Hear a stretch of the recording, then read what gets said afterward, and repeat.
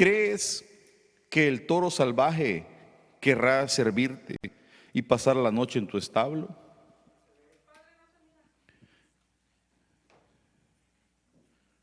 Estoy conectado yo.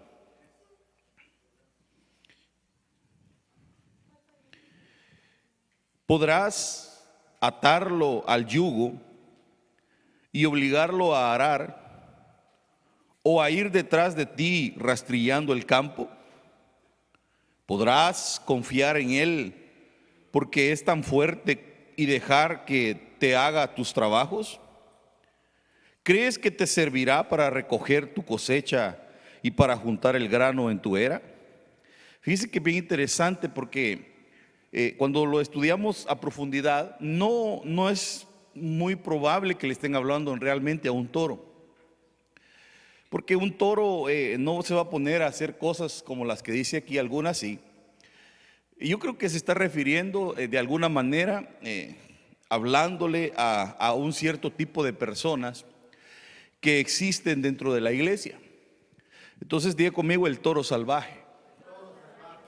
Desde que dice toro salvaje es que a él no le gusta el tener su corral, no está domesticado, a él le gusta el ambiente libre.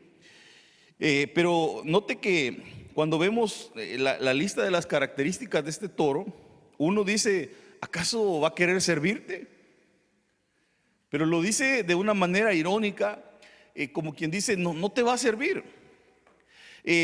¿Crees que va a querer pasar la noche en tu establo? ¿Crees que vas a poder atarlo al yugo? ¿Crees que podrás obligarlo a arar? ¿O de que vaya tras de ti rastrillando en el campo? Note las cualidades que él no las hace. Esto sería imposible con un toro salvaje.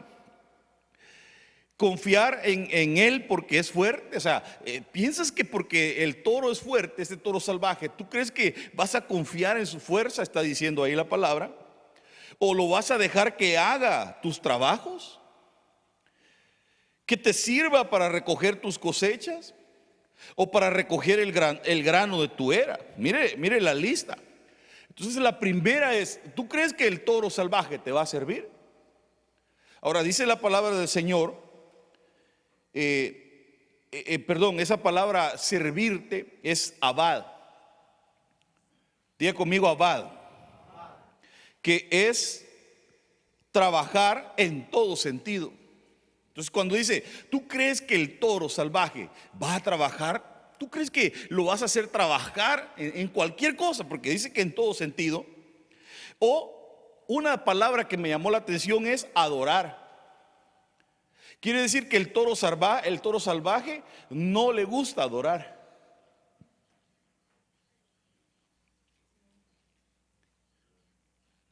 Sin ofender a nadie, no quiero que en esta noche vaya a salir usted diciendo el pastor me dijo toro. Estamos hablando de una manera espiritual, figuradamente, pero es curioso que esa palabra, ¿tú crees que el toro te va a servir? Esa palabra significa adorar y también significa ministrar. Como quien dice, a un toro salvaje no se puede poner a ministrar. ¿Sí está conmigo? Porque mira, hay una gran diferencia entre el toro y el buey. La gran diferencia entre el toro y el buey es que el toro no ha sido castrado, pero el buey sí. Y el buey ya no lleva su semilla, sino que lleva la semilla del que lo guía y lo conduce para sembrar. Entonces cuando alguien ya pasó a una dimensión de buey, la semilla que él lleva ya no es la de él, sino que la de Dios. Amén. Y entonces no se puede poner a ministrar a un toro, porque tiene muchos problemas en su alma para empezar.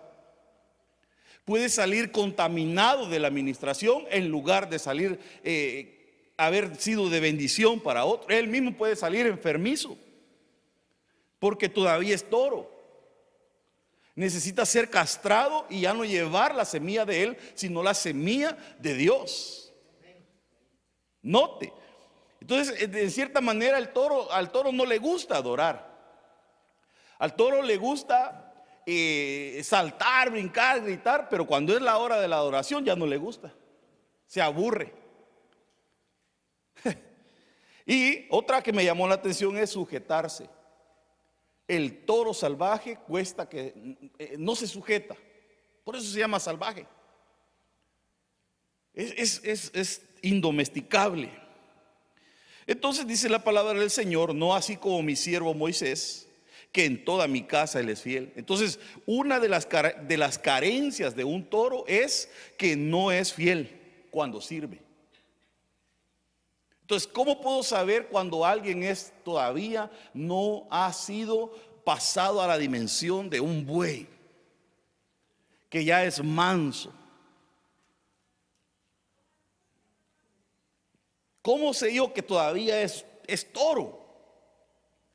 Y es que dice que el buey es fiel en el servicio. Diga conmigo, fiel.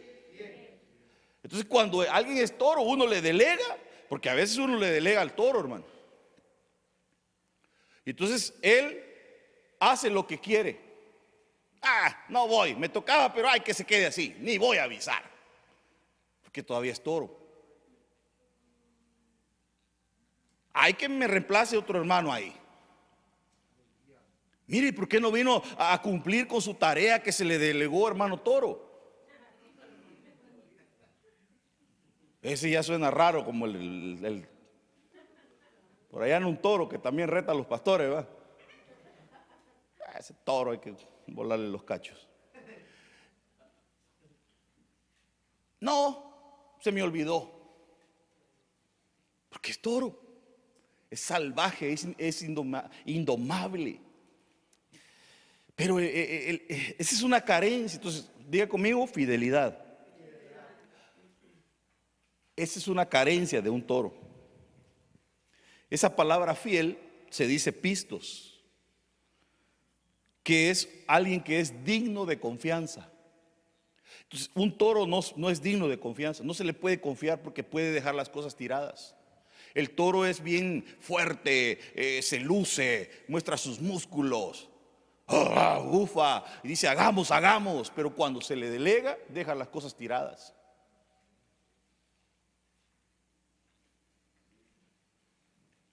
Siempre es bullisto y está ahí, hagamos, pero cuando ya es en cambio el buey, ahí va, despacito, ahí lo lleva y no se cansa, ahí va. Ya le voy a enseñar algunas características del buey. Dice que de las personas que demuestran ser fieles en la transacción de los negocios, la ejecución de comandos, oiga, o sea que hasta para el negocio se necesita uno aprender a ser como un buey y no ser un toro. Fíjese, para ejecutar comandos que se le den, cumplimiento de deberes oficiales, digno de confianza, que confíe en las promesas de Dios, etcétera. Entonces, mire, Mateo 24:45 dice: ¿quién es pues el siervo fiel y prudente a quien su señor puso sobre los de su casa para que les diera la comida a su tiempo?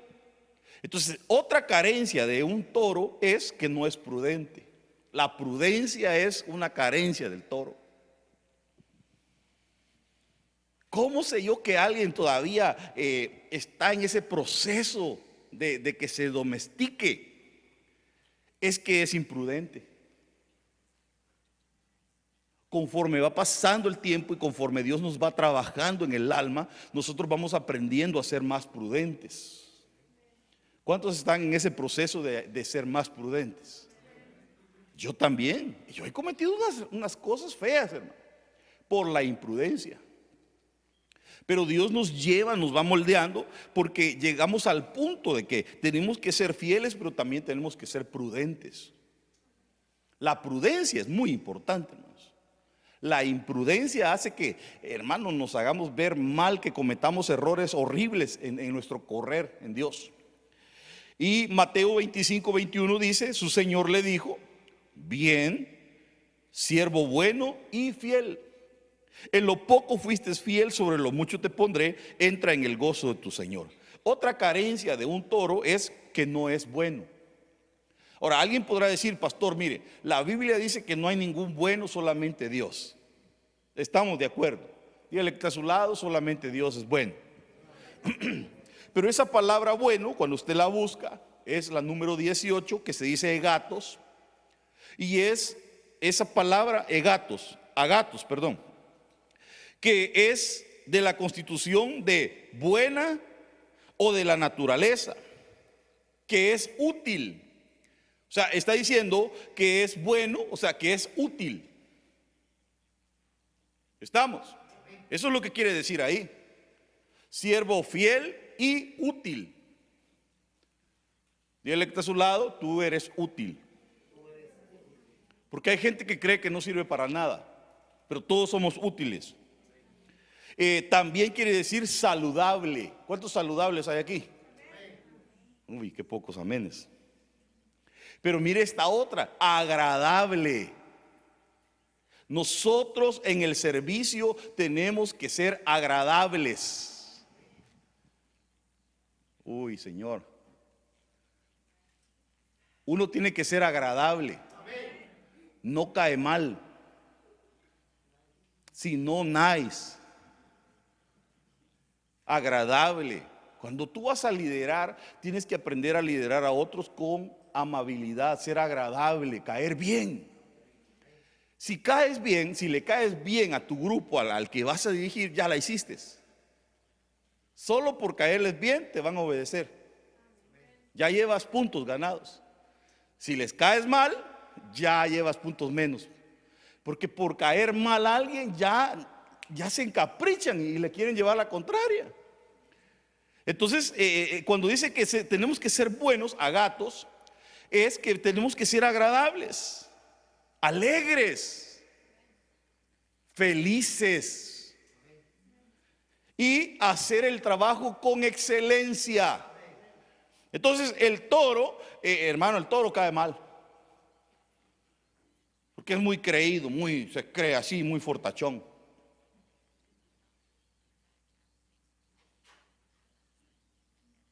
Cree que no necesita de otros. Estoy hablando del toro, pues, porque así es el toro. Pero mire cómo pide el Señor excelencia, ser bueno, ser excelente en lo que hacemos. Entonces el toro le vale, hay como salga. Diga conmigo excelencia y honorable y algo bueno. Mire que esa palabra bueno, Deuteronomio 28, 47 dice: por cuanto no serviste al Señor tu Dios con alegría y con gozo de corazón, cuando tenías la abundancia de todas las cosas. Entonces, de alguna manera hay gente que se desvía del servicio a Dios, o sirve pero ya no sirve con gozo cuando tiene abundancia. Eso es lo que dice aquí. Al parecer le llegó la abundancia y entonces eso provocó que ya no sirvieran al Señor con gozo. Entonces, una carencia de un toro es el gozo. ¿Cómo sé yo que alguien es un toro? Cuando se le delega una actividad, se le delega un oficio, realizar una orden, un comando, se nota si reniega. Si se le da y dice: ay, solo a mí, toro. ¿Por qué no puse a fulano? Toro.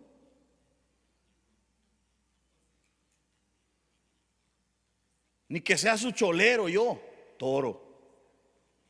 Algunos no saben qué es esa palabra. Viene del griego, después le digo.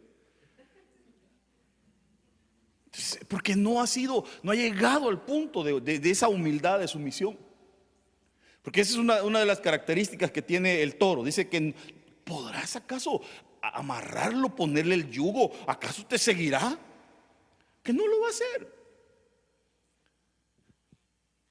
Si está muy fuerte la palabra, me dice. Para seguir, pues, porque yo no voy a parar, yo tengo que seguir.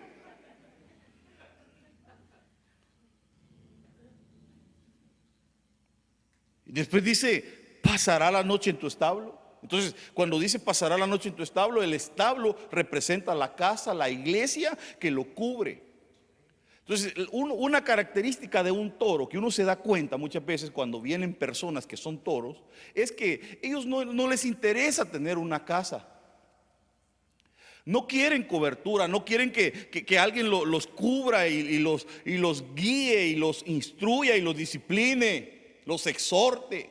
Porque todas esas son bendiciones, hermano.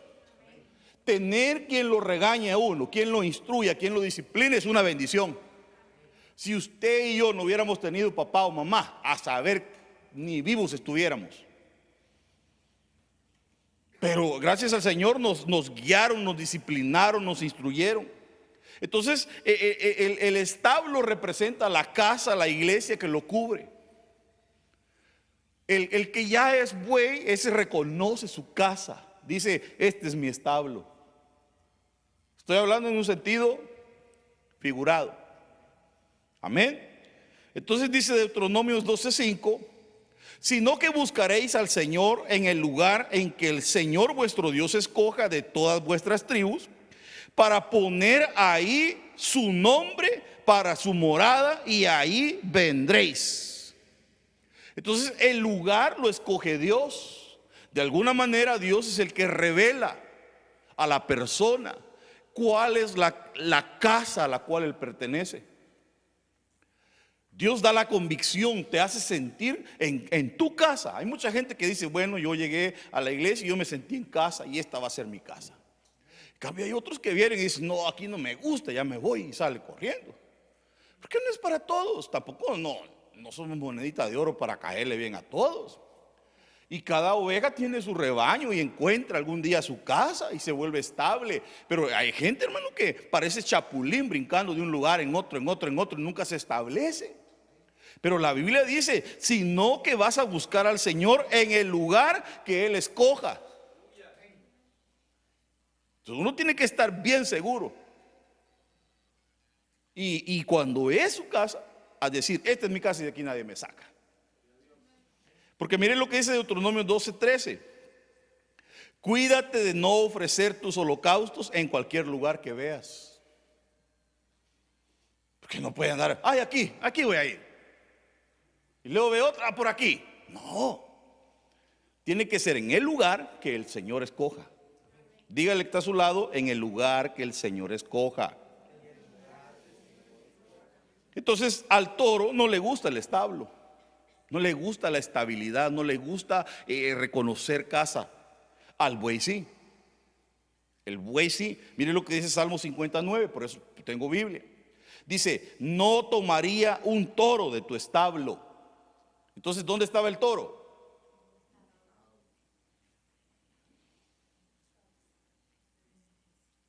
¿Dónde estaba el toro? Pero de alguna manera ese ya va siendo transformado. El que le dijimos de primero dice que es un toro salvaje. Entonces, hermano, ese tiene que domesticar, porque el buey antes de ser buey era toro.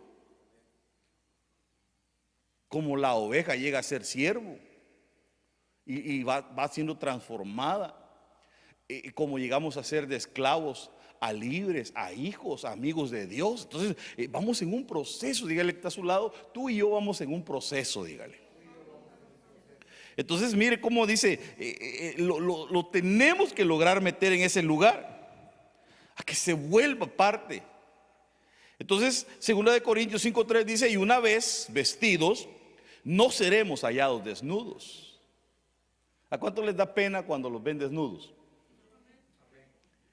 Naturalmente, en nuestra naturaleza está eso de querernos cubrir. Antes de la caída del hombre, ellos estaban desnudos. No existía esa maldad, no había vergüenza. Lo primero que les pasó a ellos cuando comieron del fruto prohibido es que se escondieron y dijeron, Adán, ¿dónde estás? Le dijo el Señor, y ellos dijeron, estamos escondidos porque estábamos desnudos. Fíjese. Entonces, eso significa cobertura. Y dice, ¿acaso el toro no entiende de cobertura? Él no entiende de eso.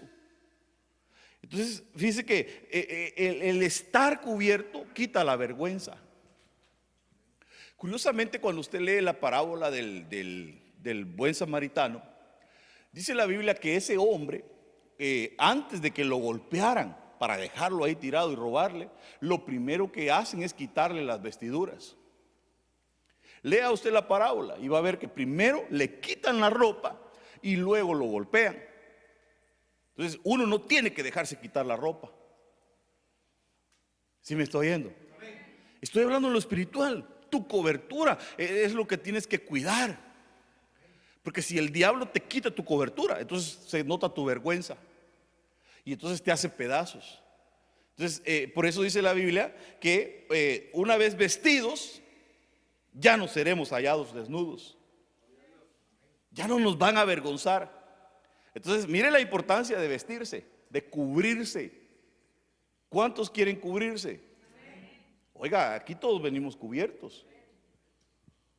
Hay unos que quieren andar descubiertos. Hace unos años, cuando salió esa ley de que podían andar desnudos, ay, miren, muchos felices. Pero nosotros no, yo creo que yo no. Entonces, eso es lo que representa nuestra vida. Nuestra vergüenza es cubierta. La cobertura es algo que tenemos que cuidar. Nadie te puede envenenar y decirte, no, que para qué vas a estar cubierto, mira, tú puedes hacerlo. No, reprende esa voz, porque puede ser avergonzado, puede ser golpeado.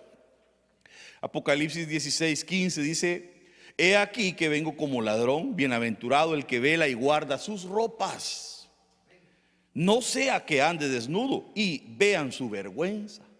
O sea, más claro no está, no se puede más. Mire, dígale que está a su lado que nadie te quite tu cobertura, porque el Señor viene pronto, hermanos. El Señor viene pronto y viene como ladrón. O sea, va a venir así, nadie lo espera. Pero bienaventurado el que vela y guarda sus ropas. Entonces, de alguna manera uno tiene que estar siempre viendo que uno esté cubierto, que tu cobertura, que tus vestidos sean blancos, que sean limpios, sin mancha, sin arruga, esperando al Señor, para que no vaya a ser que el Señor venga y nos encuentre desnudos. Hermano, ¿qué cree que le va a pasar a aquel que está desnudo? Porque en las bodas del Cordero, hermano, nadie va a entrar sin ropa. Porque aún el que entra con ropa, pero que no es la ropa adecuada de la fiesta, no entra, lo sacan. Usted véalo en la Biblia. Amigo, ¿quién te dejó entrar?, le dijeron. Átenlos de pies y manos y échenlo a las tinieblas de afuera, dice la Biblia. Ese iba vestido, pero no era la ropa adecuada. Porque usted sabe que, por ejemplo, cuando usted va a una boda, usted se viste de una manera por lo menos decente, ¿o no? Saca su vestidito mejorcito que tiene. No va a llegar usted a una boda con chanclas, chores ahí, como que es. Hermano, no, porque todos van vestidos. Hay ciertos protocolos que seguir para entrar a ese tipo de fiestas. Y las bodas del Cordero son iguales. Nosotros estamos en una preparación. Y la novia que se va a casar tiene que llevar sus vestidos, su ropa adecuada para casarse. Hermano, es que ese día la mujer que se va a casar anda viendo, busca su vestido, el más caro, el que más le guste, lo manda a acomodar, quiere cola larga, quiere velo y busca ahí. Hermano, cada quien tiene sus gustos, porque es su gran día. Después de que se casa, el vestido, saber qué se hizo. Lo embolsan, lo guardan, bendito vestido. Con los años, de repente se acuerda el vestido, lo busca, ya no lo halla, y después lo vuelve a hallar y ya no lo va a usar. Pero fue a pagar un montón por el vestido, porque ese día quería verse esplendorosa. Y las mujeres que no han experimentado eso, pues espérese que le va a llegar su día. Entonces, cuida tu ropa, cuídala, que nadie te quite tu cobertura. Lucas 15:22. Pero el padre dijo a sus siervos: pronto, traed la mejor ropa y vestidlo, y poned un anillo en su mano y sandalias en los pies.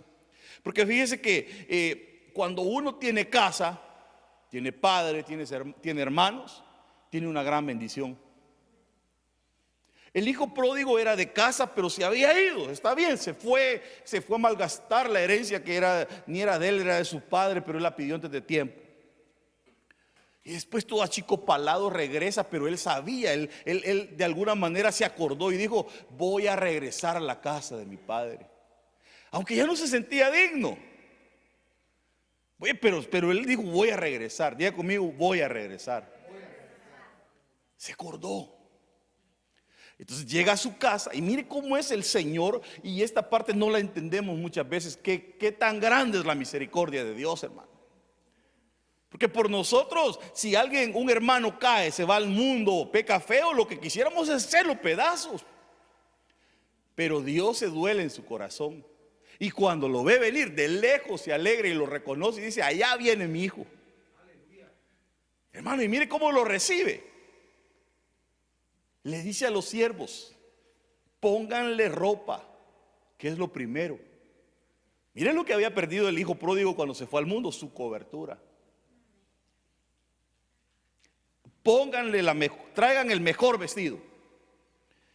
Pónganle anillo, que representa esa autoridad de hijo, en su mano, y pónganle sandalias, que es el caminar.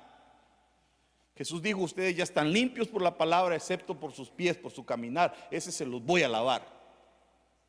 Entonces, en nuestro caminar, eso es lo que se va ensuciando. Pero la palabra de Dios nos está limpiando.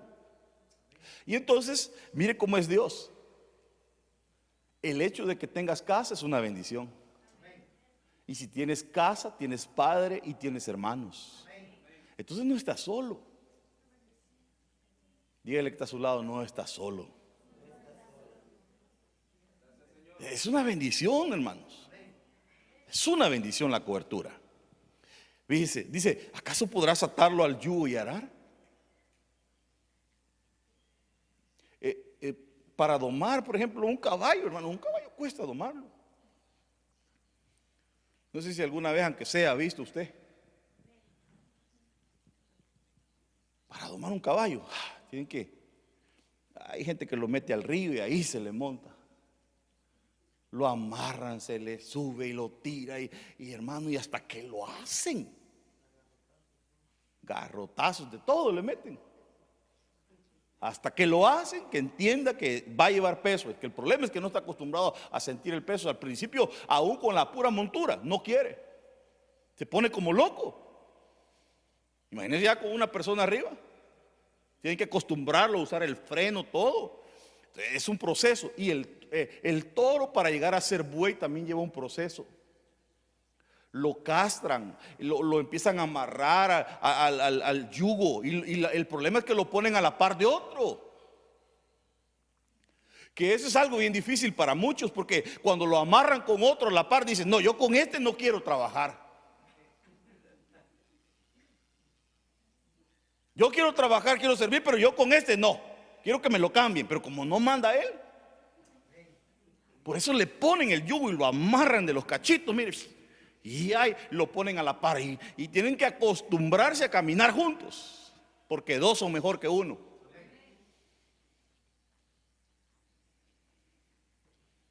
Quizás el que te ponen a la par no te cae bien, no te gusta, pero de alguna manera tienes que aprender a convivir con él, porque es tu hermano.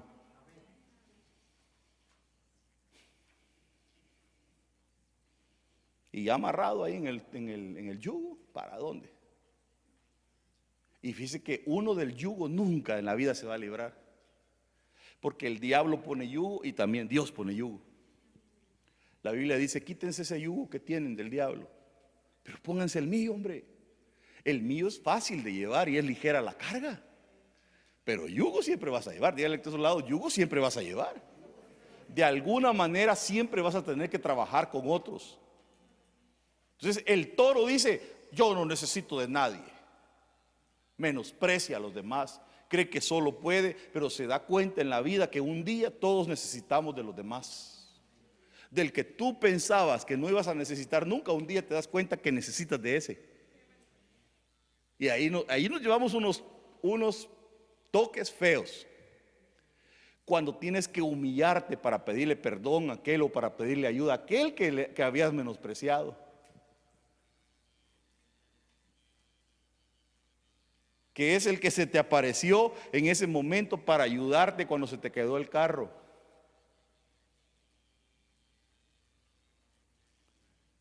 En ese momento cuando necesitabas un raite. Nada más decir que nunca ha ocupado un raite usted o...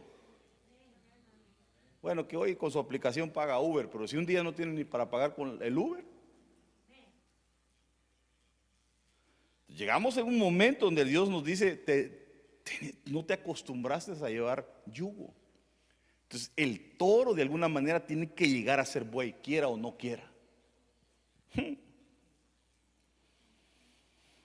Entonces le toca trabajar a la par de otros. Lo bueno es que a usted le gusta trabajar con otros, ¿no? Si no en su trabajo, ¿cómo hace?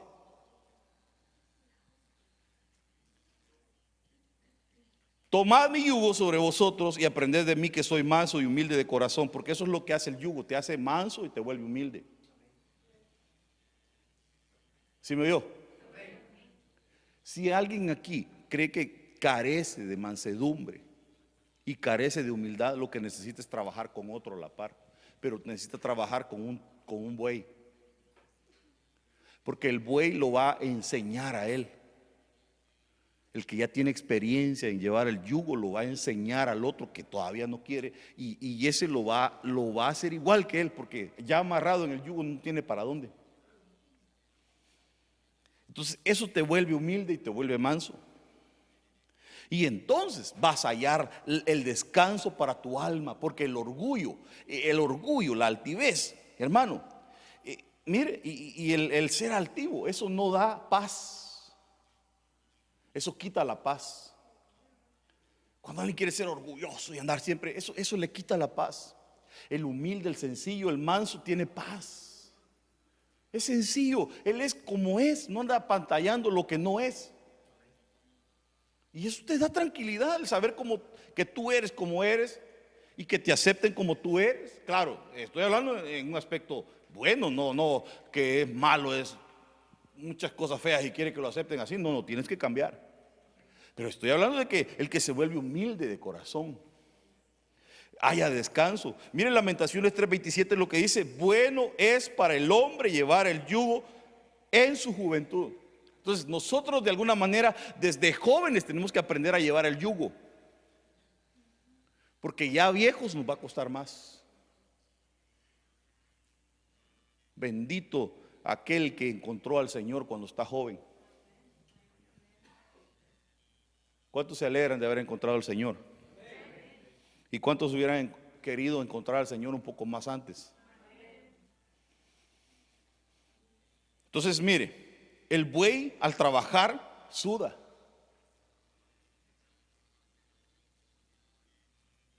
Entre más trabaja, más suda. Y entonces, con el tiempo, el sudor se va volviendo una especie de aceite. Por eso dice que la unción rompe los yugos. Y ese sudor hace que el yugo se pudra. Entonces, entre más trabaja, más suda, y ese yugo se rompe más rápido. Entonces va recibiendo en su vida liberaciones. Porque al trabajar para el Señor vamos siendo quebrados en muchas áreas.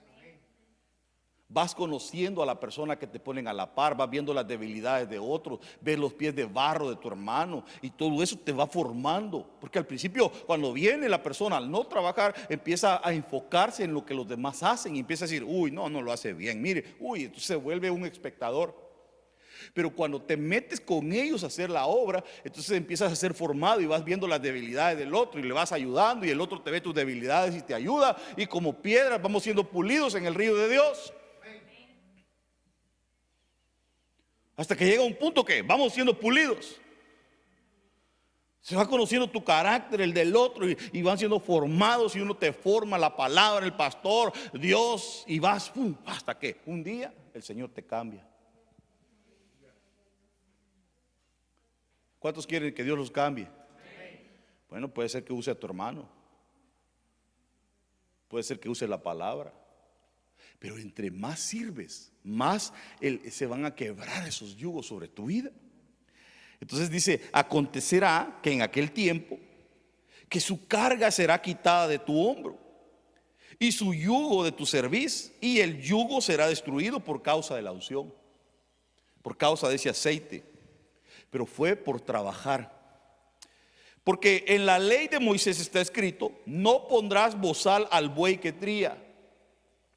¿Tiene Dios cuidado de los bueyes? ¿O lo dice enteramente por nosotros? Dice el apóstol. Entonces dice él: pues por nosotros lo escribió, porque con esperanza debe de arar el que ara, y el que tría con esperanza de recibir del fruto. Entonces aquí está hablando de ministros, está hablando de personas que van llegando a esa dimensión. Y entonces decía en Job, decía: ¿acaso irá detrás de ti rastrillando en el campo? Porque el toro no lo va a querer hacer, pero el buey sí lo hace. Dice que él no se le tiene que poner bozal, no se le tiene que tapar su boca. Para Dios era abominación, era pecado que se pusiera a trabajar un buey y se le tapara la boca, porque el buey tenía que comer de lo mismo que él iba arando, y de las eras de sea trigo, lo que fuera, él tenía derecho a comer porque estaba trabajando. Esa era una ley de Dios, aún para los animales, fíjese. Entonces no, dice: no vas a ponerle bozal al toro que trabaja. Pero note que el toro trabaja, el buey, perdón. No le vas a poner bozal, dice la Biblia. Tiene que tener su boca suelta para poder hablar lo que tiene que hablar, para hablar la palabra de Dios. Ay, se me va acabando el tiempo.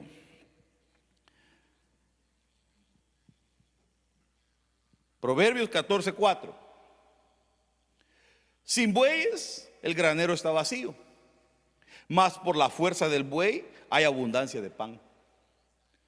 Entonces, de alguna manera el buey trabaja para que haya pan, pero el toro tiene una fuerza, pero no es confiable. El toro está joven, está fuerte, pero no es confiable porque puede dejar su trabajo tirado. En cambio el buey, aunque usted no lo crea, el buey, después de que es castrado, adquiere el doble de su fuerza para jalar. Se vuelve de alguna manera, se capa, y de esa manera disminuyen sus deseos de apareamiento con las hembras. Ese es uno, para poder llevar la semilla de Dios. También cuando ya está castrado, goza de más salud, se vuelve más saludable el buey y aumentan sus fuerzas. Fíjese. Y ahora puede dedicarse con muchas energías al trabajo asignado. Luego dice que puede jalar el doble de su peso en lugares escabrosos y aún con cierta inclinación. O sea, se vuelve. Y dice que dos bueyes del mismo tamaño pueden duplicar un quinto más del doble de sus fuerzas. Y eso se le llama sinergia. Ya entre dos jalan más, duplican sus fuerzas. Qué bueno es Dios, hermano. Por eso es que Dios quiere que te pongas con ese yugo, entonces, para poder ir juntos. Entonces, ¿qué hace uno cuando tiene que escoger, por ejemplo, ya voy a terminar? ¿Qué hace uno cuando le toca que escoger gente para dedicarlos, para delegarlos a una tarea? ¿Qué pasa si hay ciertos toros, pero hay ciertos bueyes? Uno como líder tiene que aprender a poner toros, pero en esa esfera hay que colocar más bueyes que toros, para que los toros sean los que los enseñen y los domen. Porque hay bueyes que ya tienen esa experiencia, ya están hechos para esa tarea, entonces se le pone a la par y él va a hacer el trabajo de ese buey, de soportar a ese toro y enseñarlo hasta que llegue a ser buey. Por eso dice: ¿acaso irá detrás de ti? Ese ¿acaso irá atrás de ti? ¿Acaso creerá en ti? Te va a decir pastor, va a creer en tu visión, quiere decir ahí. ¿Crees que te va a seguir? Porque a veces cuesta, hermano, que la gente llegue a comprender la visión. Vienen de otra iglesia tal vez, pero vienen con esa mentalidad con la que venían. Y empiezan a decir: no, pero es que allá en la otra iglesia así se hacía. Y es que en la otra iglesia así. Mire, ya no está en la otra iglesia. Ahora tienen que acoplarse a la visión. Cuando dice: ¿acaso crees que te va a seguir? Bueno, te toca un borrón y una cuenta nueva.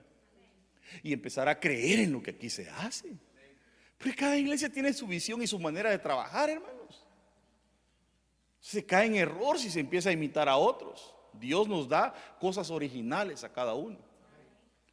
Por ejemplo, uno para predicar, uno tiene que ser original como uno es, hermano. Miren, nunca vaya a querer imitar a otros. Porque hay gente que quiere imitar a otros.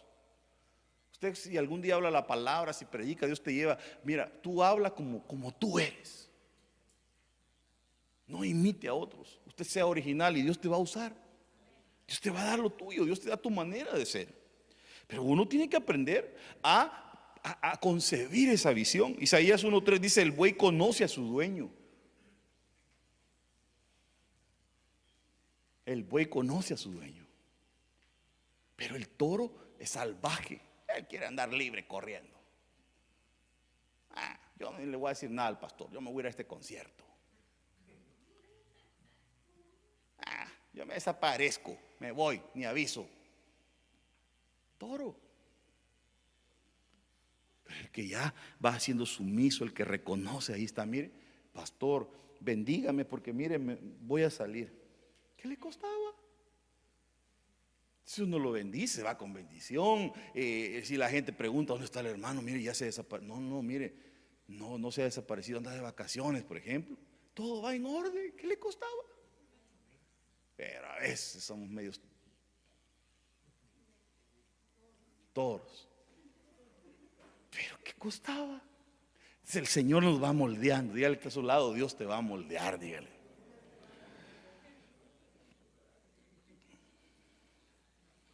Y tal vez termino con este porque ya no voy a poder seguir. Pero fíjese que dice: no ararás con buey y con asno juntamente. El buey no se mezcla. Diga conmigo, el buey no se mezcla. Pero el toro se junta con quien quiere. Si se encuentra un burro por ahí, vente juntos, trabajemos. Pero el buey se junta con bueyes. Por eso la orden es: no vas a poner a trabajar buey con burro, con asno. Pero el que es medio toro, con quien seas. Entonces el buey ya aprendió en la vida lo que es el trabajo en Dios, va seleccionando sus amistades. Se junta con gente que le gusta orar, que lee la palabra, que le da buenos consejos. Entonces va seleccionando, y se junta con otros como su nivel. Porque mire, es aún amarrando dos bueyes, no funciona la cosa bien, tienen que acostumbrarse. Pero cuando pone dos bueyes que son del mismo tamaño y más o menos de la misma edad y empiezan a acoplarse, entonces desempeñan un papel bien bonito. Trabajan rico los dos. Entonces tenemos que llegar a esa dimensión, hermanos. ¿O no? Tenemos que llegar. Bueno, aquí el tema empieza. Pero tiempo es lo que nos falta. Pero sí, hermano, de alguna manera Dios tiene que ir moldeando nuestra vida hasta poder llegar a ser mansos y humildes como era nuestro Dios.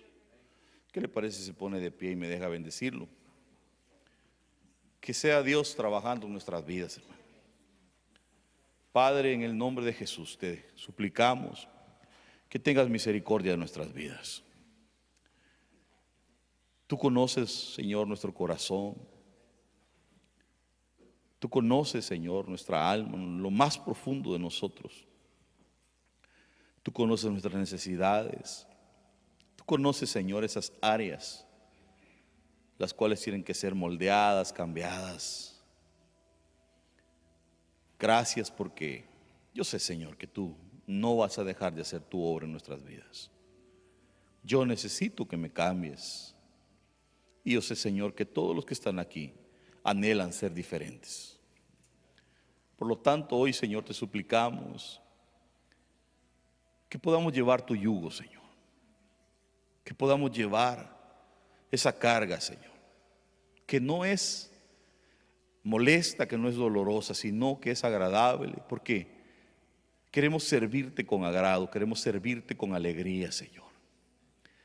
Si alguien de los que están aquí, Señor, se han sentido cansados, quizás del servicio, fatigados, Padre, yo te suplico que traigas un reposo sobre su alma, Señor, para entender, Señor, que servirte es lo mejor que podemos hacer, pero hacerlo con alegría. Bendigo esta casa, Señor, y te doy gracias porque yo sé que tú